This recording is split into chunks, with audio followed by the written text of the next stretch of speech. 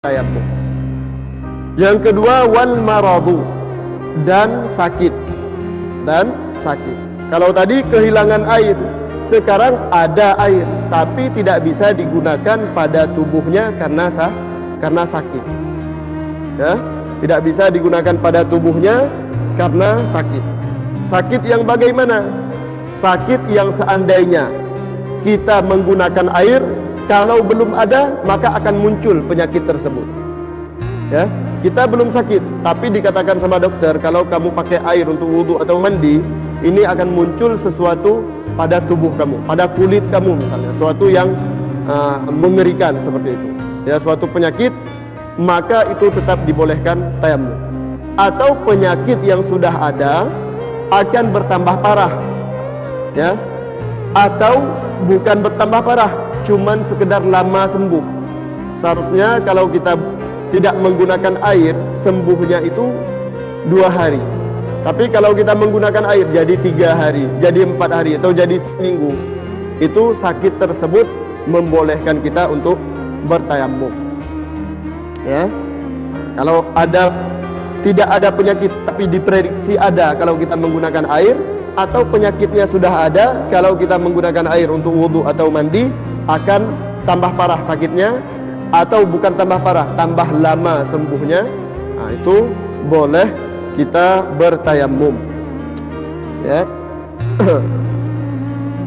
Nah, kemudian termasuk apabila berubah, ya, ini tidak tambah parah, tidak lama sembuh, tapi memiliki perubahan pada tubuh kita. Misalnya akan berubah warna, ya, yang kira-kira perubahan tersebut itu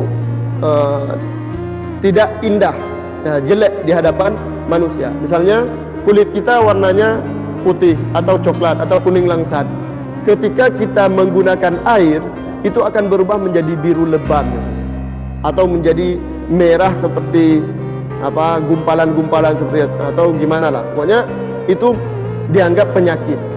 Nah, tidak bertambah lama sembuh, tidak semakin parah, tapi akan terjadi perubahan pada warna kulit.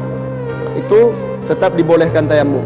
Atau akan mengakibatkan sesuatu yang jelek, misalnya akan tumbuh bintik-bintik atau akan berlobang dan lain sebagainya, itu dibolehkan untuk bertayamum. Ya, kalau kita menggunakan air akan menyebabkan beberapa hal tersebut. Ya. Tapi yang harus diingat, yang muncul tadi, gejala-gejala yang muncul tadi, tambah parah atau makin lama sembuh atau berubah warna kulit atau sesuatu yang tidak enak dipandang lainnya, itu terjadi pada anggota yang sering nampak kepada orang lain.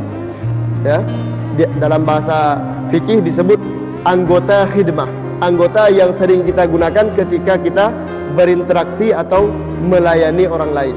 Misalnya kita sebagai pekerja, kita otomatis wajah, tangan itu akan muncul, akan nampak ketika kita melayani atau menjalankan profesi kita.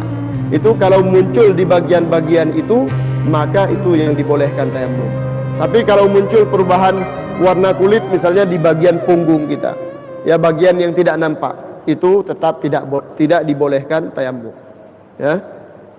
Kecuali yang lama sembuh tadi, atau lama sembuh atau semakin parah, itu boleh. Tapi kalau dari perubahan warna kulit atau lain sebagainya, ini pada anggota-anggota khidmah, anggota yang sering nampak ketika kita berinteraksi dengan orang lain, baik laki-laki maupun perempuan. Jadi perempuan di bagian-bagian yang boleh nampak saja, ya.